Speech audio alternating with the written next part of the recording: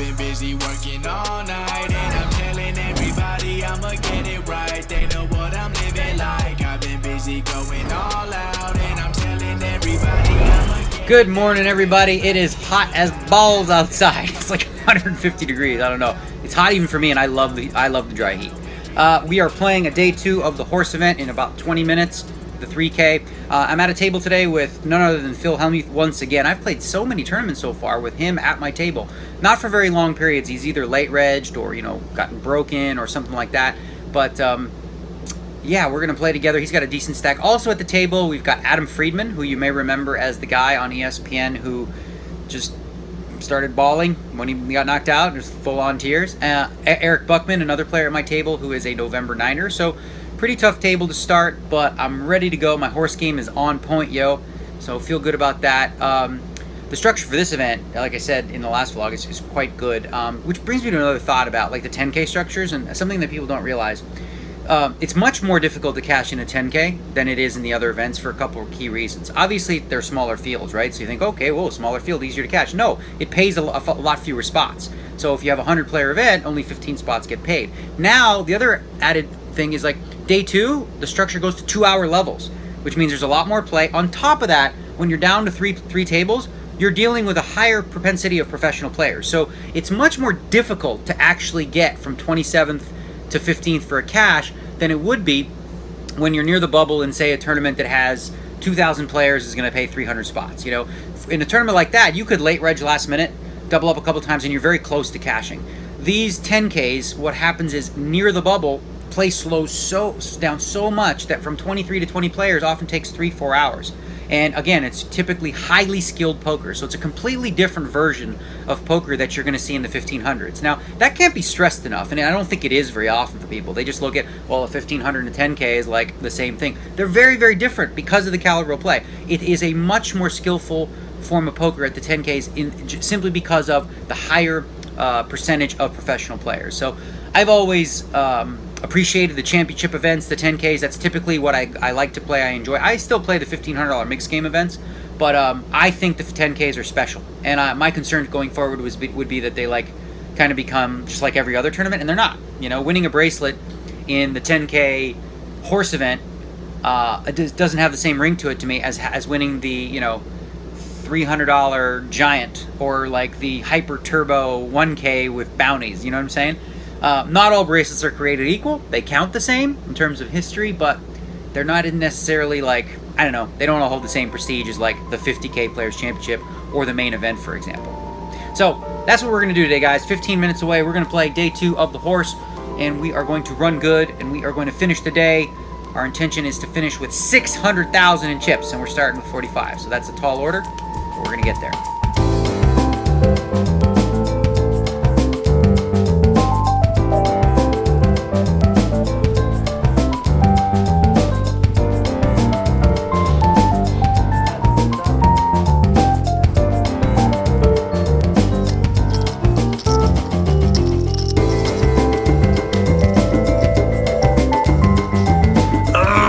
Frustrated. There's 64 players left. It pays 60 spots going for cash number 100. I was cruising. I lost 2 stud 8 pots to the same guy. And just now, I was in the big blind in Omaha 8. I had deuce 3, jack 9, double suited. It was raised.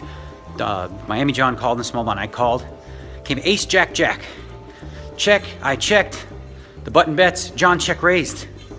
Now I have the backdoor low draw, so I don't really care if the other guy comes in somewhat, but I was short stacked. I should have just re-raised here probably, but instead I called, and the original raiser called, and the turn was a 7. John checked, I bet. Now with the nut low draw and 3 jacks, he calls. River's the king of clubs, which brought backdoor clubs. Like the worst card in the deck for me. I check, the guy bets. I only have 10,000 left. He bet 6,000.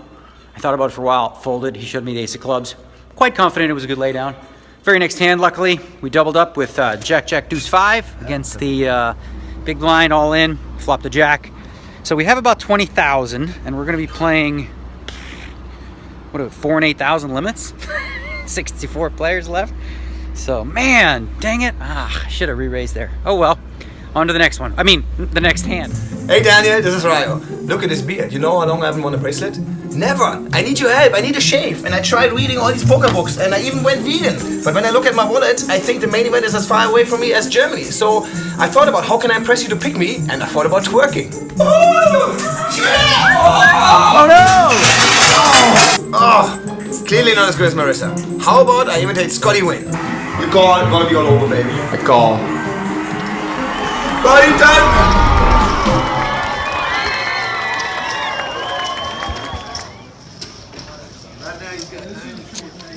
Playing 4 and 8,000 limit.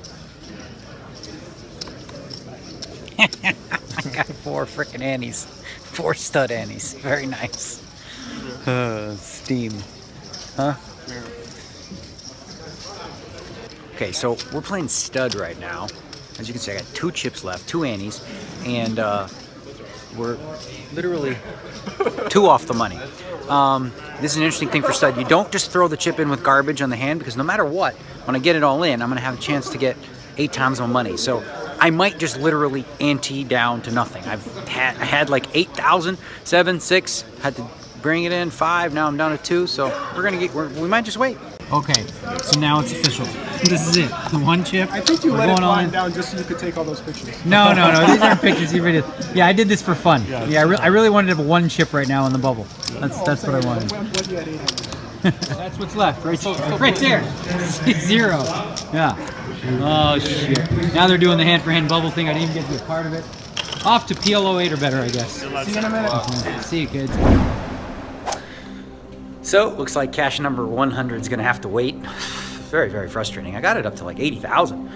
And just lost some brutal hands and finished 62nd and only paid 60 spots. So the question now is what to do next. There's a $1,500 PLO 8 or better that started at 3 o'clock. Seems like it's worth jumping in. The only problem is my absolute favorite game and a big event is tomorrow, and it's a 10K stud 8 or better.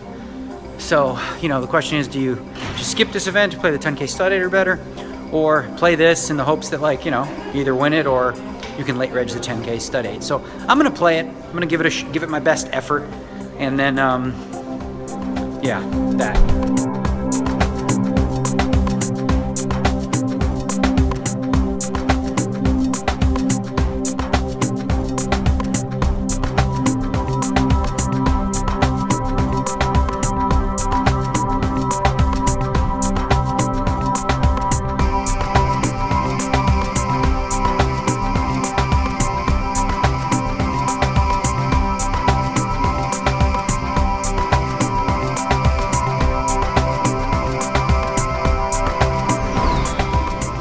Wearing this shirt with pride today. Just took about an hour to chill, relax in the trailer for a bit. Watch the draft. Oh my God, we crushed it. Based on this guy Corey Pronman who writes for ESPN. We got the 4th, 5th, and 11th ranked players on his ranking system, and most people had the guys that they took much higher than they ended up going. We got Cody Glass, we got Nick Suzuki, and Eric Brandstrom. So a really good start to the franchise thing. I'm super excited about it. I mean, I love this. This is so cool. I mean, I'm always going to be people ask me all the time, who are you going to root for? I'm going to root for Toronto Maple Leafs, and I'm going to root for the Golden Knights. They're in different conferences. If they get to the finals, we'll deal with it then. So right now, I got I got the $1,500 to go play the Pot Limit Omaha 8. Late reg is for another hour and a half. We're going to go in now. I don't know strategy-wise, where my head's at with it, because it's a game where you can really gamble. And it's a game where you can play nitty. I don't think right now I'm in a mindset of just knitting it up in PLO 8 right now. So chances are I'm gonna probably take a few risks, try to run up and spin up a stack. And if not, I've got my favorite event, the stud 8. And so yeah, I don't know. We're just gonna go have some fun.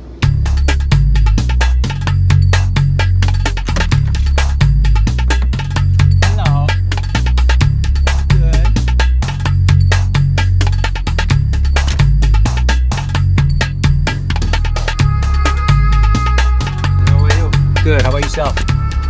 You guys on a smoke break? Yeah. Good. I don't blame you. When are you going to quit? I quit already. Attaboy! That's what I like to hear. You? I never quit. So what are you guys doing out here in the frickin' 115 degree heat? I'm talking to my people. I love it. My people. All right.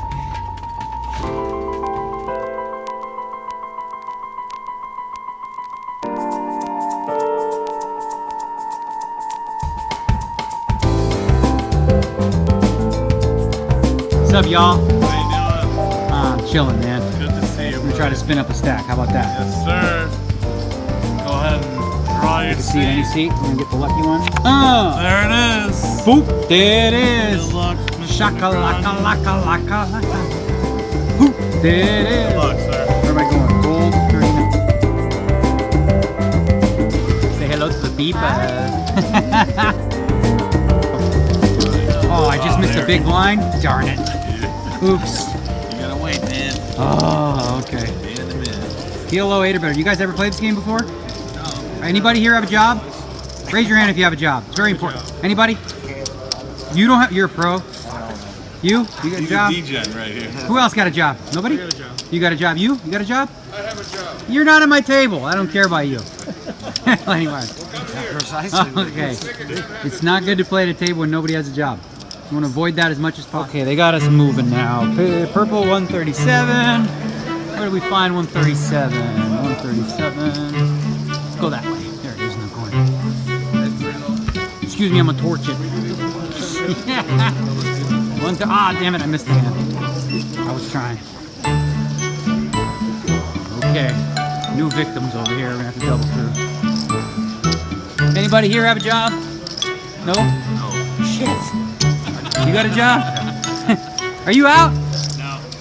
What are you doing over here then? You're insane. I don't get it. Whatever, man. Just torch it. 8 to 7. Just torch that money. Got a bucket list check. Check mark. Oh, okay, never mind. Oh, you're on dinner break. Bucket list check mark. Okay, fine. You're then it's D-Negs approved. No, I just want to play. That's true. I have a dream of winning 7 million. First prize at the main event. Would you, Daniel, use me as your workhorse? I'll not let you down that day.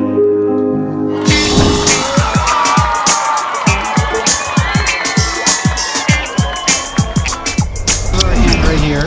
Pretty hand in the small blind for no raise. That was the other hand. How much And the other hand. Yeah, did he have And Daniel the covered? flop. Yeah, he had me covered. He had me covered. yeah. So what happens only had now 34, is 50. my chips get split between this hand. gentleman and this little lady, and I get to go home and maybe watch Rocky 4. Later. See you guys. Have fun.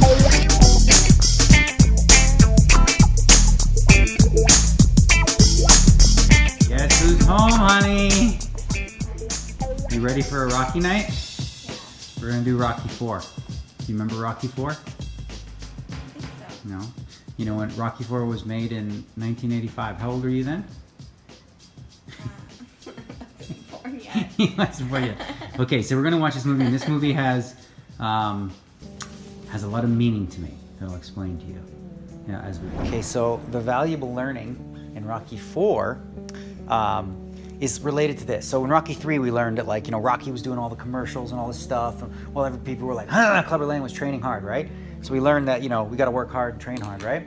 Rocky 4 is an inspirational one in the sense that, like, Rocky's this little guy who's over the hill, can't beat science and math and all the injections and all that kind of stuff. You can't win. You can't win, Rock. You can't win. Yet he has heart and determination. In the end, he puts Drago on his butt, right?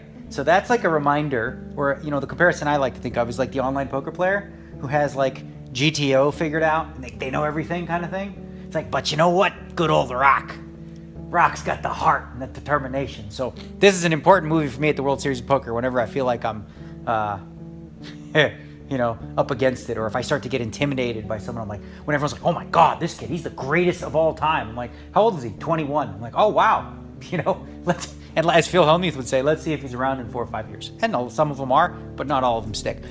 So guys, the plan tonight is to watch Rocky 4. We've watched the first 3. We're gonna take her through the history of what I've been doing for a long time.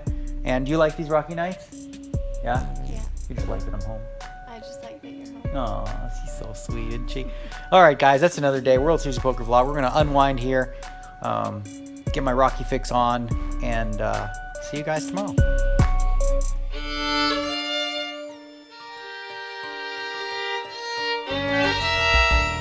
You ready? starting. Huh? Ha ha ha ha. Yeah, buddy. Oh, Rocky. That's what's up. Get him, Rock. You can do it. It's not how hard you hit. It's how hard you can get hit and keep moving forward. That's how winning is done.